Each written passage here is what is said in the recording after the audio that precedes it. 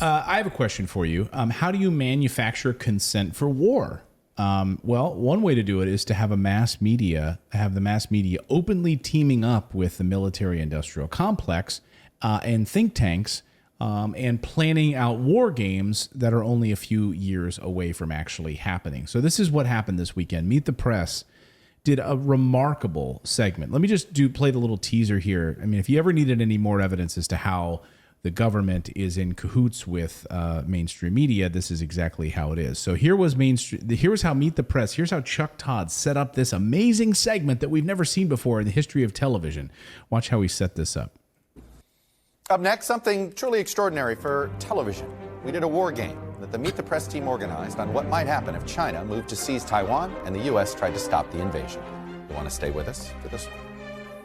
Yeah. So what they're setting up here is basically a game of Battleship that they're going to do where they put each other in teams and say, let's pretend you're this person and you're this person. And it does, we're going to show you it does really play out like G8, right? And then you put your guys here and then they strategize. Like it is it's full on propaganda. It's really disrespectful to the entire idea that people will die from this. Lives are not bubbles that you can like put on the screen, like, you know. Well, even beyond that, my battleship. Even beyond just like, you know, the disrespect that this shows like members of the military who will get sent there. Of course that's going to happen, but the level of what's it, the propaganda? The level of cooperation between the military-industrial complex and the intelligence community, which is literally basically feeding talking points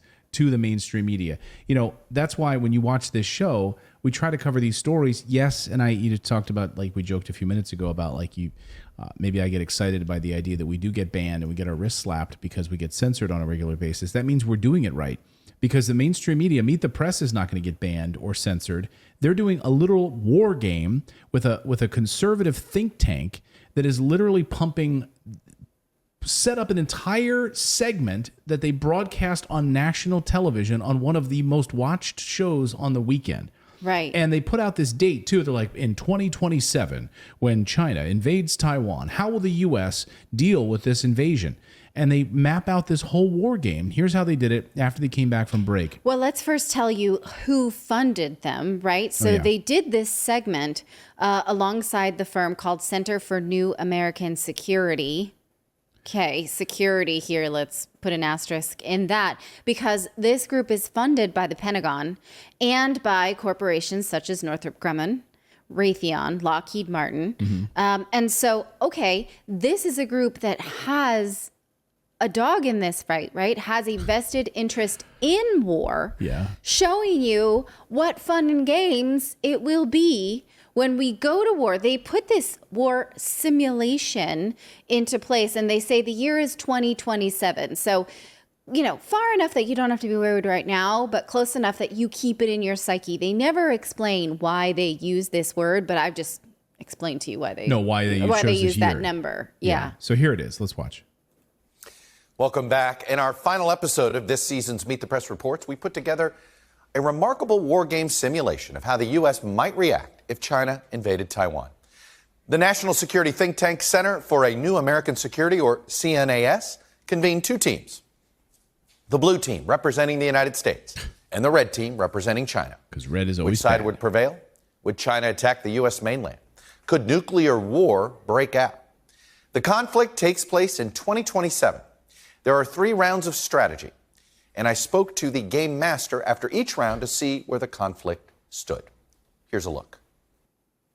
As you can see here on the map is a very large concentration of Chinese People's Liberation Army forces at potential ports of debarkation for an invasion. We want to focus on a last-ditch effort to deter. This is a time to be sending the strongest possible message to Beijing, both privately and publicly, that there will be very severe costs if they actually go through with this. China has sort of seen our reaction to Ukraine. I mean, it's unbelievable, right? I mean, again, the Center for a New American Security, and you have like Eli Ratner, this guy, right, is on record saying that the Trump administration was insufficiently hawkish towards China. Ratner is now the Assistant Secretary of Defense for the Indo-Pacific Security Affairs in the Biden administration. I mean, just think about this. The Center for a New American Security has openly called for a number of experts and alumni on their team who have assumed senior leadership positions inside the Biden White House. So they're all part of one big military, industrial, intelligence community, and they're telling us exactly what's going to happen. We are going to war with China. And here we're going to have a fun little segment on Meet the Press about it. What do you think they want us to feel from this? Like, okay, I will then support intervention because I don't want this to happen. And I feel like there are people who are thinking this through. I guess it's like if they look what they see what's happening in Ukraine and they're like, and she even brought it up in that one little segment there. She said, she says, I think they're paying attention to what we're doing in Ukraine now. So they're going to be a little bit hesitant about how we handle this and this and this. I mean, do you think it's as clear cut in their minds as like, boy, I wish we had done this for Ukraine, then people wouldn't push back at any sending of bombs and troops. And so, I mean, there's been an overwhelming, the way that the propaganda machine has worked in the United States, look at everyone has a Ukrainian flag on their lawn. So I think it's worked pretty damn well. They've done an amazing job in a short amount of time trying to drum up support for it. But they've been beating the Chinese drum for a long time now. I mean, we've been warning it here on the show for the last 2 years even when the Ukrainian conflict began in February, when the invasion began, we said all along, like, this is a dress rehearsal. It's a dress rehearsal. It's a pregame for China because the real story is China. And even while this thing was unfolding, you were seeing, U.S. warships taking hold, U.S. special forces arriving in Taiwan, doing training missions, etc. So the real story has always been China. Yes. And the mainstream media is just going along with it. They're like, well, maybe people are getting a little sick of Ukraine, so we got to drum up another war here. We got to make sure we keep this war drum going. I feel like it's less about excitement about war and more about just sort of conditioning us so that when the time comes and then we're asking for guns and military presence and lives and money and all of those things, we'll remember this and understand like, oh, but the pieces we had to, like it was a chess game and we were checkmated, so we have to do it this way, right? Yeah, what do you think, Philip? I think that I kind of agree with Clayton on this, not kind of, but I agree with Clayton on this, that I think that the Pentagon is looking at the war in Ukraine as not lasting as long as they would like. So now they're pumping the propaganda into playing Ender's Game on Meet the Press so they can like get people, right, like excited or just so that they don't have a break as long as they did between Afghanistan and Ukraine where they can't sell weapons to people at the rate they would like. And so it's like that, keeping that ramping up. They've got to start they're already starting the propaganda on the next war. Yeah. But they have other wars that are currently raging that they could choose from.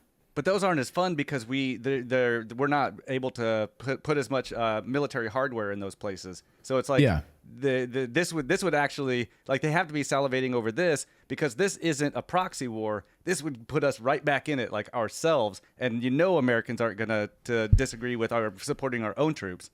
Right. So this would be the big one, right? This would not be an encore. You have, and these guys that are involved in this segment, they're literally hanging out at NBC headquarters. We partnered with, I just want to go back to that word, right? We partnered with the Center for a New American Security. So they're just telling us, Meet the Press is supposed to be like the place you go to like meet the press. Like, we're going to ask you the tough questions. Yeah. You're not going to be, pulling one over on us. Think back to, it's one of the oldest, I think it's Meet the Press is the oldest broadcast in American history, right? Storied anchors of that show. Think about Tim Russert, more modern, but an amazing host of that show, not afraid to push any politician. And now we have this. They're not even trying to hide it anymore. Right. That you have the co-founder, Michelle Flournoy, who appeared in that segment, by the way, and was at the time a heavy favorite to become Biden's Pentagon chief.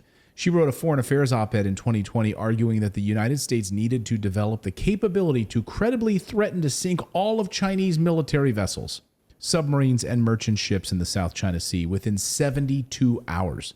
So they're a part of this think tank that's just, hey, hey, Meet the Press, we want to do a whole 20-minute segment on your show about a war game with China. Can we do that? And broadcast it on Sunday morning television? Sure, our audience loves war because we tell them. It's just unbelievable to me. Now, when content analysis are done of who gets a voice on cable media, right, or any news, especially during the Iraq War, it was proven that 90% of all guests that went on news shows were pro-war guests, right?